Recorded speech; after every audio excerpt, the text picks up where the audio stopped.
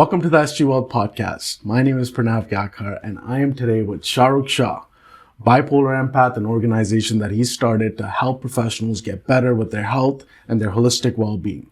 Thank you so much for being here, Shahrukh. I do want to touch on a few topics today and learn from you, and we'll start off by health.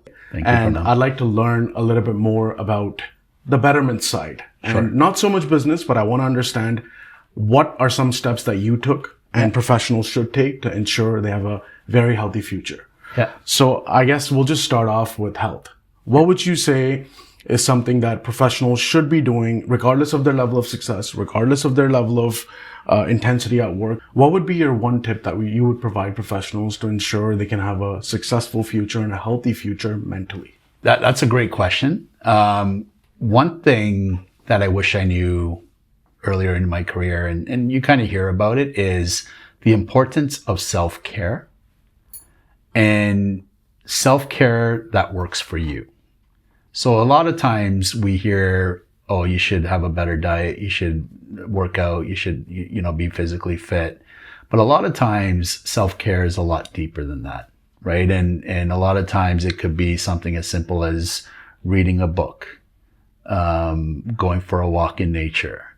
And what I really say is that for everyone, it's different, right? And what I wish I knew back then is, when you can focus on yourself and really prioritize yourself and what you need to do for your care, it really has lasting impacts and, can honestly impact you for decades if you do what's right for you today. So I know you're a few years younger than me. That would be my advice to you as well. Awesome. Thank you for sharing that. And what would you say would be the top 3 ways you can start caring for yourself or finding out what matters to me and what self-care is to me? That's a good question too. One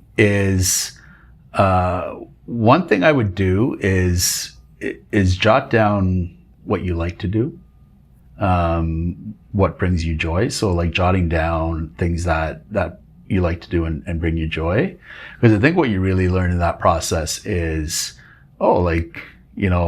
watching a movie, a comedy makes me laugh. It kind of makes me feel good. And a lot of people don't look at that as self-care, but it can be self-care, right? So I'd say that is one thing I would do. Another thing that I think everyone can focus on is really focus on the connections and relationships in your life that matter. I think what you learn as you grow older is fostering and nurturing relationships is so important. And there's people in our lives that when we go through some very difficult things, really step up for us. And it's important for us to acknowledge that along the way and not take that for granted. So I would say definitely fostering those connections is super important. And then I would say one thing I don't think I was as connected to earlier in life, and I know we were talking a bit earlier on, is the importance of spirituality and what that means for you. It doesn't always have to be tied to religion. It doesn't have to be consistent with what other people believe, but it's having a connection to yourself, to your inner self, to your external world, where you can see kind of things on a level that is outward focused and kind of use that in how that relates to your inner focus as well. That's awesome. And did you notice that when you did foster those relationships, when you did explore spirituality, did you find a correlation between your health improving and these things being present versus in the past when your focus wasn't there? Absolutely. So even in the way I conduct myself today is the prioritization of my friendships and those connections is so far up the list. Like to me, it's almost number one. Like obviously my own health is number one, but like to me, those connections are so important that I'm not willing to sacrifice or lose myself in my work where I can't make time for the people that matter to me. And it might only be, depending on the person, it might only be 1 or 2 people in your life that have that importance, right? But they're significant contributors. And we never know, like, again, the older you get, we never know when we lose the people that matter to us as well. And really, fostering those connections, I think for me, has been so enriching to my health and given me that kind of joy and energy almost to want to, meet up with a friend or just sit there with them, even when they're struggling with things, is, just be there for them too, right? Yeah. Totally. It's the people around you that affirm who you are, and that's who you manifest or become into eventually. Yeah. Another area which, when I did hear about your story and I heard about your initial intense work hours and 20-hour work days, 4 hours sleeping, 20-hour work days, I want to touch on sleep, and I want to touch on rest, and I want to touch on rejuvenation. And what are your thoughts on that topic, and why it's important to apply the way you do? So what was interesting about rest and recharging and sleep was my mother was very disciplined and strict with not only her sleep schedule, but my sleep schedule growing up. So I'd say all the way through the time I was 18 years old, I was very regimented, very routine based in my sleep. And I never fully appreciated how great that was for me. And when I went away to university, I kind of got caught up in the cramming for exams, partying a little too much lifestyle, right? And you really get out of a routine. So you start going to sleep at like 2 a.m., and waking up at 10 a.m. and you're like, oh, I still got my 8 hours of sleep. That's fine. But you don't realize that taking your body out of that routine really disrupts the system and really shocks the system, actually. Darkness and light both have an effect on our chemistry and the rhythm. Exactly, right? And so for me, it was like, and then I kind of took that into my working days in the firm, and I continued that. I was like, oh, I can work till 10 p.m., 12 a.m., and I'll just go back to work. I'll get my 8 hours of sleep still. I'll still sleep in, but you don't realize by, not having a consistent sleep time or routine-based sleep time, it really does shock the system. And, when I got sick with my mental illness, one of the things I really re-engaged with was the importance of sleep, the importance of consistent sleep.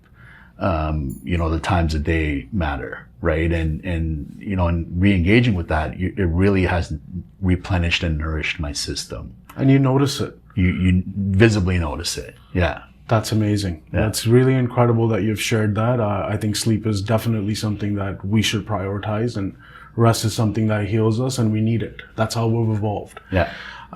Going forward, Shahrukh, now that you've been through a struggleful phase, now you're kind of transitioning towards higher levels of success. What are some key practices that you keep with you and you share with your people that preserve your happiness, that ensure you're gonna be healthy and happy, and how did you come up to those things? Yeah. So one of the most important ones I would say is learning to be kind to myself. Is, oftentimes as high achieving people, we can be very hard on ourselves when we don't accomplish a goal the way we expect to accomplish that goal.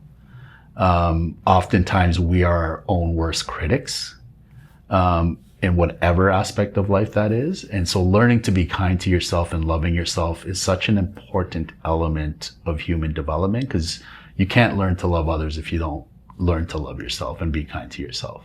So I think this is a perfect transition for explaining sympathy versus empathy. Yeah. Well, how would you define them? And what do you think the transition was when you started to empathize? Yeah, that is an amazing segue, actually. Is oftentimes in life, before I really went through significant adversity, I would see someone that, whether it was them losing a parent, whether it was them going through their own mental health challenges or physical challenges, I would always be sad for that person.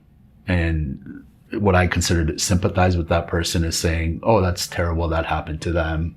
I wish things get better for you and I wish you well, sort of thing. But I would never really get it. Like I would just be like, oh, I would be able to move past that and just say, okay, like, sorry for your loss. Hope you feel better, sort of thing. But when I went through my own challenges, both from my mental health as well as losing my mother a few years ago, is you really start to understand the emotion. And, when you understand the emotion and you see someone else going through that emotion, it hits you in a different way. And so now, honestly, like if I go to a funeral, for example, like it hits me a lot harder and differently than prior to me losing my mom. And like, I'm really able to empathize with the people that are going through that loss in the room. And do you think developing that skill of empathy, being able to put yourself in people's shoes, do you think it's helped you overall as a professional, as a businessman? Absolutely. I think in a lot of context, not only with the people that I work with, to understand when they might be going through something that their motivation might be different, or at least in that moment it's different to accomplish certain things. So I'm able to work with those people a lot more effectively. But even clients, it's funny because a lot of times with clients, I find that they're very comfortable with sharing things with me. And even when I've spoken to your mom, like I find she's very similar to that, is sharing things that are very personal, but it's like you're establishing a trusted connection with that person, as opposed to just a strictly business. This is what I'm going to get done for you. Here's what I'm going to pay you sort of arrangement. It's not right? a transaction. It's not a transaction. Integration Exactly. almost of values and thoughts and the beings Exactly. together. Yeah, exactly. That's amazing. Yeah. Well, Shahrukh, I really appreciate your time. I'm very happy that I got to learn from you. I got to see your whole journey of 15 years, starting a business, being successful at it, Bipolar Empath, an organization you've started. And I'm really looking forward to following your tracks and seeing where you go. Thank you. Thank you so much. Me too. Appreciate your time. Thank you.